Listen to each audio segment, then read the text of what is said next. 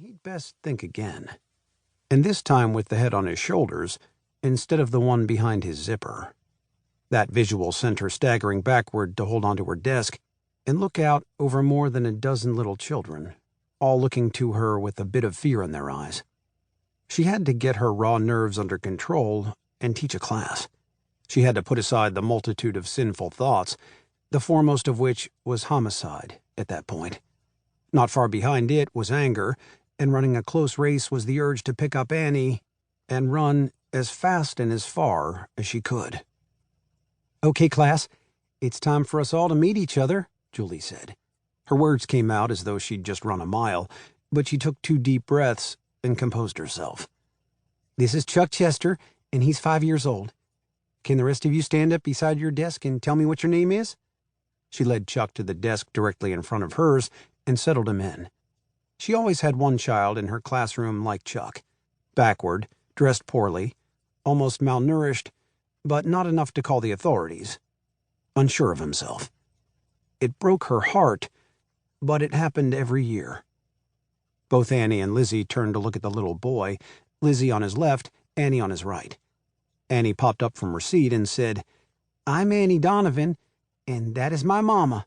She pointed at Julie. "But in the classroom, I'll be Miss Julie, won't I?" Julie's naturally lovely smile was strained amid the turmoil in her chest. She tried to control the inner chaos tearing up her nerves like a Class 5 tornado ripping across Texas, but she was so pissed off it was impossible. She wanted to strangle Mr. Luckadeau until his pretty blue eyes popped out and rolled around on the floor like ping-pong balls. How in the hell had he come to live right there in St. Joe, and more importantly, why? He had to live close by for his daughter to be enrolled in Julie's classroom.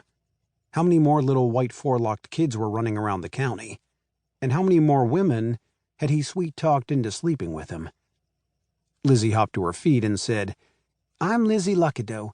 My daddy is Griffin Luckadeau, and I almost didn't get to come to school, but I cried and cried, and Marita said I would be safe." The principal, Mrs. Amos, stuck her head in the open door. "Could I have a word with you?" Julie motioned her inside. 1 hour into the first day, and Julie was sure she was already fired. G. Luckadeau had most likely gone straight to the big dog in the office when he saw Annie, and insisted that hussy mother of hers be fired on the spot. Mrs. Amos stopped in front of Julie's desk and lowered her voice considerably. "I want to make you aware of special arrangements for Lizzie Luckadeau.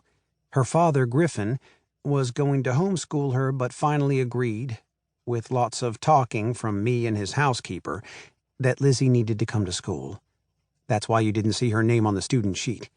He just made up his mind last night. She is not to leave this school with anyone other than Griffin or Marita.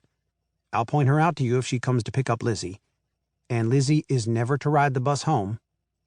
"May I ask why?" Julie asked softly. "Nervous, father. That's as much as I can say. Amazing how much Lizzie and your Annie look alike. You sure you've never been in these parts? Or ever known Griff?"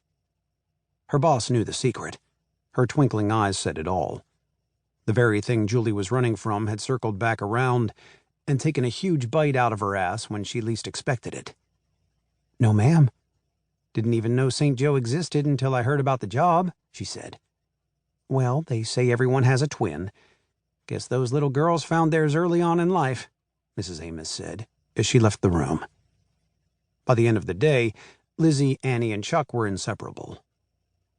When the last bell sounded, a thin woman with dyed blonde hair and 4 inches of dark brown roots appeared in the doorway and yelled at Chuck to hurry. He cringed at the sight of her and dropped his glasses in his rush.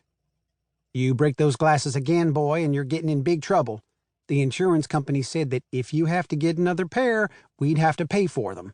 So if you break them, you won't be able to see. Now get a move on. We've got places we need to go." Chuck rushed out, and they were gone. Julie wanted to mop up the floor with that woman. She smirked when she realized the woman's hair looked like it had been left out on the clothesline to dry. The look changed when her eyes went back to the little boy. She'd taught long enough to recognize the signs of a child who is mentally, as well as physically, abused. She'd barely cooled down from that episode when the light was